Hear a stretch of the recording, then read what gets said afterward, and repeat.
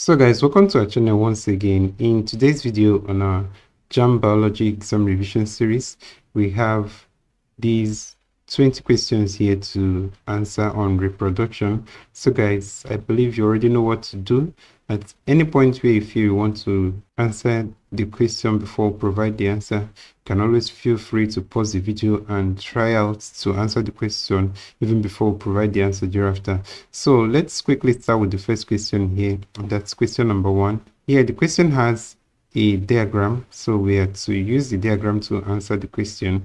So the question here says, in what part of the labeled structure does implantation take place? So guys, the options we have here, II, VI, IV, and I.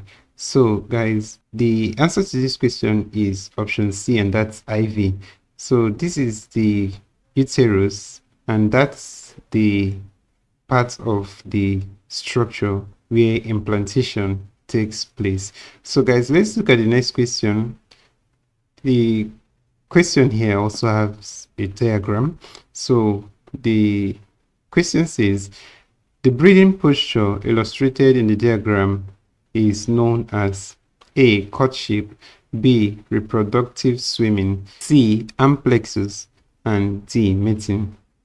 So guys, the answer to this question is option C, and that's the amplexus. The amplexus is the mating position of frogs and toad. And in this mating position, the male clasps the female about the back. So you can see the diagram, and that's what it actually illustrates. So let's quickly look at the next question, guys. That's question number 3. It says, which of the following is a male reproductive organ in humans? A, ovary, B, fallopian tube, C, uterus, and D, testes. So guys, we don't need to think about this one. You already know the answer, I believe, and that's the testes. Ovary is for the females. The fallopian tube is actually found in females too. The uterus is also found in female. But guys, the testes is found in the male reproductive organ, and that's for males. And that's the answer to this question. So let's look at the next question, guys. Question number 4. It says, what is the difference between viviparous and oviparous animals? A, protection of eggs from predator. B, possession of yolked eggs. C, laying of unfertilized eggs. And D, laying and brooding of eggs. So guys, the answer to this question is option B, and that's possession of yolked eggs. The difference between viviparous and oviparous animals is the method of development of the young ones. In viviparous animals, they actually give birth to live young ones, while oviparous animals lay eggs that develop and hatch outside the mother's body. So the possession of yolked egg is a characteristic of the oviparous animals, and that is not seen in viviparous animals. So let's quickly look at the next question, guys. Question number 5. It says, dash is defined as the ripened, fertilized, and developed ovule. A, a fruit. B, a flower. C, a leaf. And D, a seed. So guys, the answer to this question is option D, and that's a seed. A seed is a ripened, fertilized, and developed ovule. And that's the answer to this question, guys. So let's quickly look at the next question. That's question number 6. It says, which of the following methods of reproduction is common to paramecium and amoeba? A, sexual reproduction. B, conjugation. C, binary fission. D, budding. So guys, the answer to this question is binary fission. Binary fission is seen in both paramecium and amoeba, so you have to take note of that. So let's quickly look at the next question. Question number 7. Which of the following is not an organ of vegetative propagation? A, suckers. B, runners. C, gametes. And D, bulb. So guys, the answer to this question is option C, and that's gametes. Gametes is not an organ of vegetative propagation. It's actually a reproductive cell that's a sex cell that is involved in sexual reproduction and not in vegetative propagation. But guys, the bulbs, the runners, the suckers, and the rest are organs of vegetative propagation. So let's take note of that. Let's look at the next question. And that's question number 8 here, guys. The question here has a diagram, and we are to use the diagram to answer the question. We have here the female gamete is represented by A, III, B, I, C, II, and D, IV. So guys, the answer to this question is option A, and that's III. So guys, the next question here is question number 9. It says, in the mammalian male reproductive system, the part that serves as a passage for both urine and semen is the A, urethra, B, seminal vesicle, C, ureter, and D, bladder. So guys, the answer to this question is option A, and that's urethra. So guys, we have to actually take note of the difference between the urethra and ureter. So most times people confuse the urethra for ureter and ureter for urethra. So let's always remember that the ureter has a connection to the kidneys, and therefore it's only urine that passes here. So the urethra, on the other hand, is the part where both urine and semen can pass. So guys, that's the answer to this question. So let's quickly go ahead and look at the next question, and that's question number 10. It says, in ferns, the sporophyte A is haploid and dependent on gametophytes. B develops from haploid zygotes. C reproduce asexually to produce spores. D is diploid and dependent on the gametophytes. So guys, the answer to this question is option D. The sporophytes in fern is diploid and is dependent on the gametophytes. So let's quickly look at the next question. Question number 11. It says, the process illustrated is A, sexual reproduction in Spirogyra, B, gametogenesis, C, sexual reproduction in Rhizopus, and D, sporulation.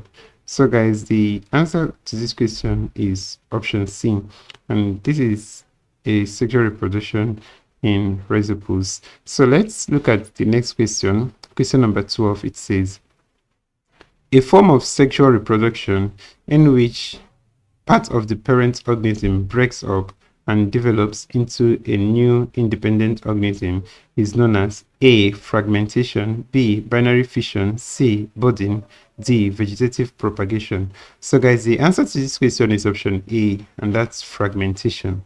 So let's consider the next question. Question number 13. It says, what is the mammalian organ through which nourishment and oxygen diffuse into a developing embryo called? So the options we have here, option A is amnion, B is placenta, C is chorion, and D is umbilical cord.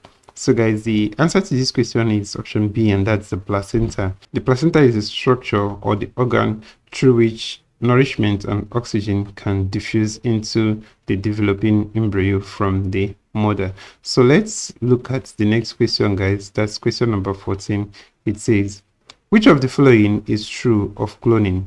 A, only one cell of the original organism is needed to initiate the process. B, it is welcomed as an ethically and morally sound science. C, the clone is similar but not exactly the same like the original organism. D, it involves the asexual multiplication of the tissues of the original organism. So guys, option D is the correct answer to this question.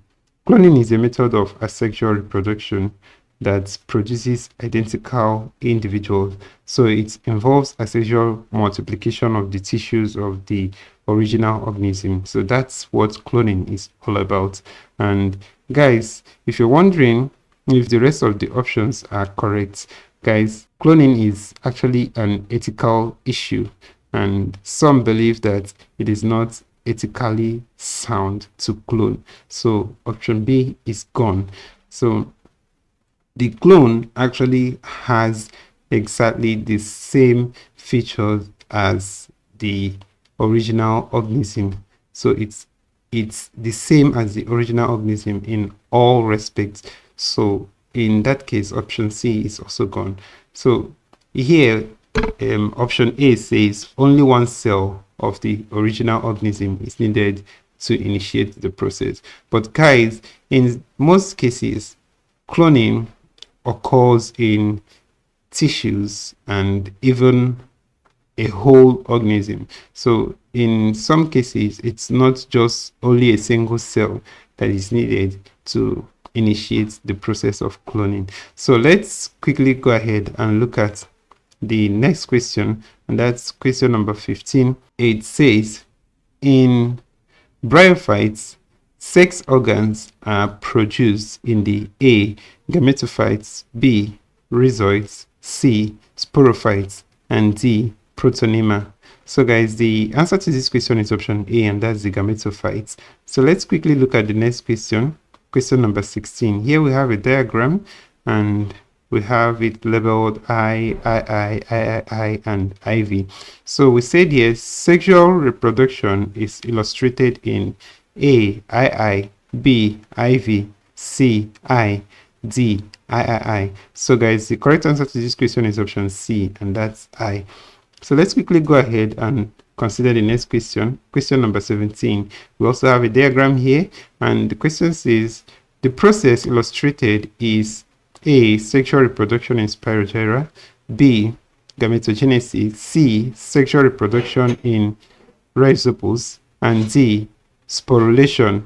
So guys, the answer to this question is option C, and that's sexual reproduction in rhizopus. So guys, let's look at the next question, question number 18. It says, the structure labeled I is the A, funnel, B, oviduct, C, ovary, D, uterus.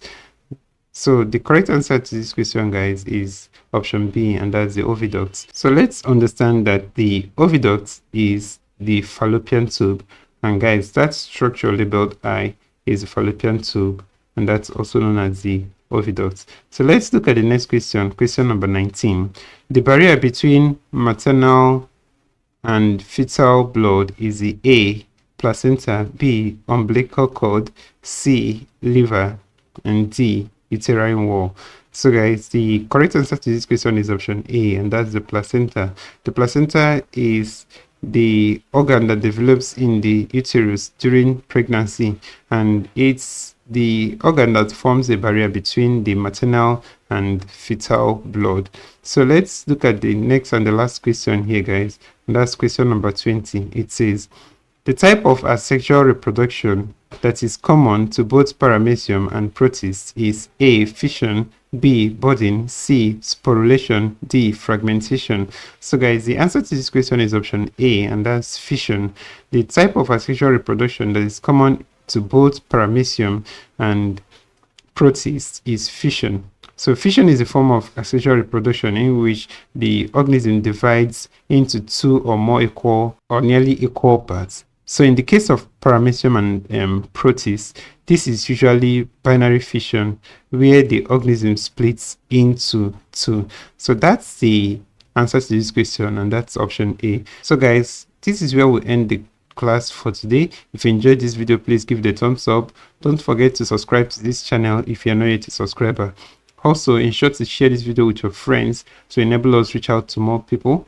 And thank you for watching this video. So guys, we'd also like to encourage you to join our channel where we post premium information on JAMB. So guys, it will help you so much in your preparation for your JAMB. Thank you for watching this video, and hopefully we want to see you join this channel.